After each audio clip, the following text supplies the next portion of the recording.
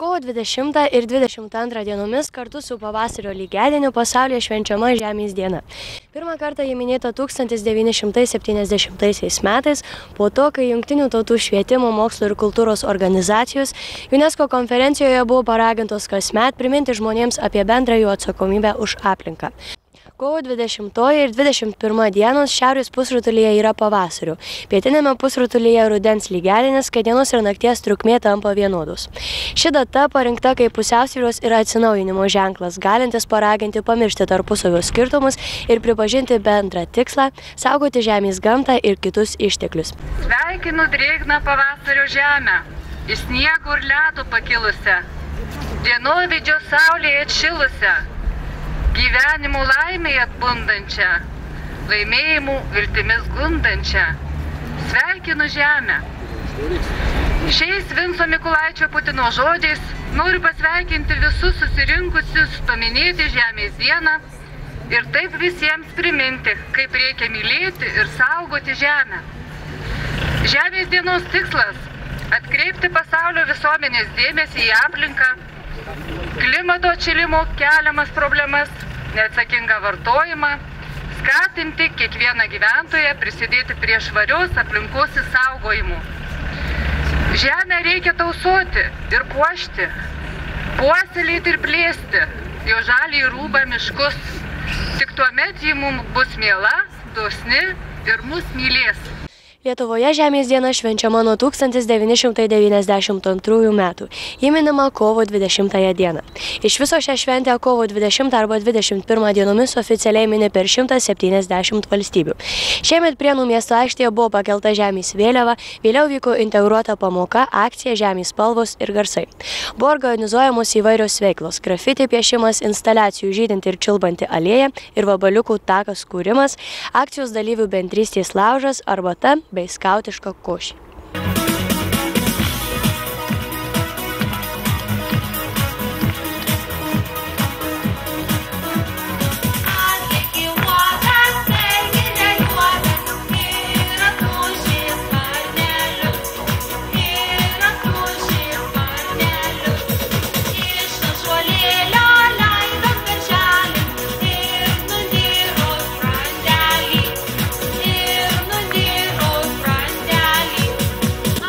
Kartą organizuojate šią akciją? Šią akciją Prienuose vyksta pirmąjį kartą. Manau, tai ypatinga diena. Kovo 20-oji 2012 metų Prienuose bus paženklinta kaip tikros Žemės diena. Kodėl būtent kovo 20-ąją švenčiama pasaulinė Žemės diena? Aš manau dėl to, kad tai sena tradicija. Lietuvių liaudyje gyvoja tradicija kovo 20 švęsti lygiadienį. Žmonės nuo seno šlakstydavosi upelių vandeniu, ar ne? Ir taip atsinaujinę jie laukdavo pavasario. Kokią veiklą šiandien organizuojame?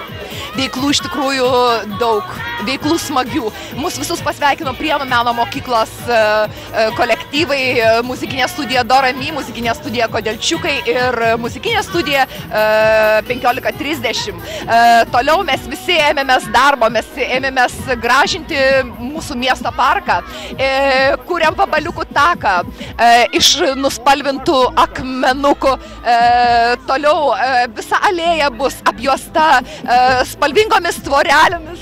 Atsiprašau, plaktuko reikia tvorelėms ir gėlytėms prikalti, ar ne? Plaktukas pas Edgarą turbūt.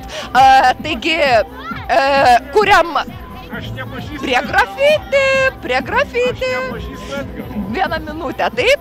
Koks šios akcijos tikslas? Ir dar norėjau paminėti vieną svarbę veiklą, labai jaunatvišką, labai smagią veiklą, grafiti piešimą. Atvyko mūsų mokytojai iš grafiti mokyklos Edgaras Eku ir Dersas ir visi galės išbandyti šiandien grafiti piešimo techniką.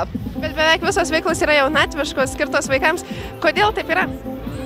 Todėl, kad aš manau, Žemės diena tai jaunystės diena, tai iš tikrųjų šventė, tai kas jeigu ne vaikai ir jaunimas ją sukurs.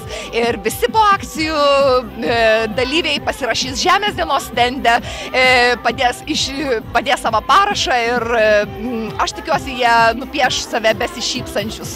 Ką jums reiškia Žemės diena? Galbūt jinai jūs moko ko nors ar primena?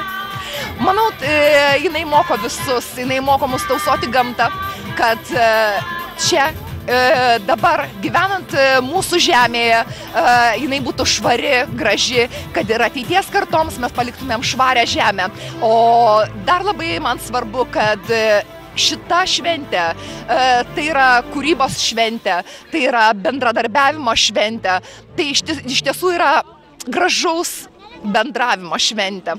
Tačiau aplinkos švara prisimenama tik tai tokiomis dienomis. Ar nemanote, jog reikėtų ką nors daryti, jog nuolatos žmonės stengtųsi išlaikyti aplinką švarę? Manau taip, jūs teisi, bet tai jau yra kiekvieno iš mūsų kultūros reikalas. Ar organizuosite tokią šventę, akciją ir kitais metais? Aš norėčiau sudalyvauti kitų žmonių organizuojamose šventėse, tiesiog kaip dalyvė. Ar turite kokių nors linkėjimų prieniškiams? Turiu. Gražaus pavasario. Ar žinai, kas yra Žemės diena? Nelabai. Kas yra Žemės diena? Nežinau. Kodėl būtent kovo 20-ąją jinai švenčiama? Ačiū, kad taip gražiai išklausėt mūsų dainorėlių. O dabar pažiūrėkite į centrą. Ar esate pasidomėję, kas yra lygiadienis? Kas ten? Jo, kaip diena ir naktis susilygina. Nuo kada Lietuvoje jinai švenčiama?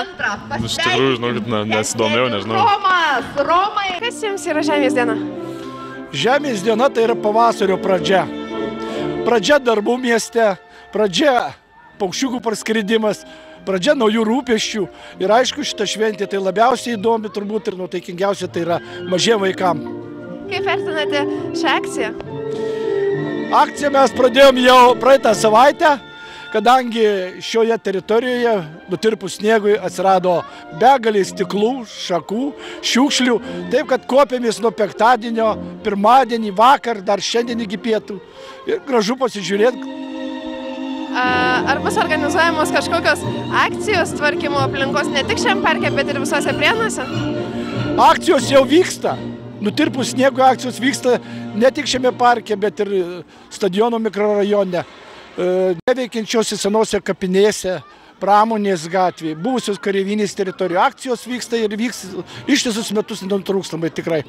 Ar aktyviai dalyvauja jaunimas tokiose akcijose? Jaunimas daugiausia dasideda, kai pakvieti juos. Tai ypač dasidėjo praeitais metais ir šiais metais tikimės dasidės, tai Ąžuolo mokykla. Bet kada tik paskambink direktoriai ar pavaduotojai ir iš karto jie išgreboja visus neveikiančius senuosius kapus. Kaip galima būtų sužinoti apie tokias akcijas? Galbūt prieniečiai pasidomės patys, nereikės jų kviesti? Šiaip tai dabar pirmiausia laukiama akcija, tai yra darom. Yra jau patikrinti žemėlapiai, sudaryta taškų sąrašas, kur dirbsim. Dabar užsakyta yra maišai, pirštinės, ruošiamės pirmiausia darom. Ką palinkėtumėt prieniečiam pasaulinės Žemės dienos proga? Laimės, džiaugsmų, sveikatos, šiltos saulės ir greitesnio pavasario. Ir galbūt tvarkingų kiemų? Šiaip mes pradėjom praeitais metais jau akciją Prienų mieste. Tai yra tvarkingiausi kiemai daugiabučių gyvenamų namų. Ir šiais metais vykdysim ištisus metus. Ir tikimės tikrai žmonės prisidės ne tik tvarkys kiemus pašalpininkai, viešininkai, bet ir patys gyventojai.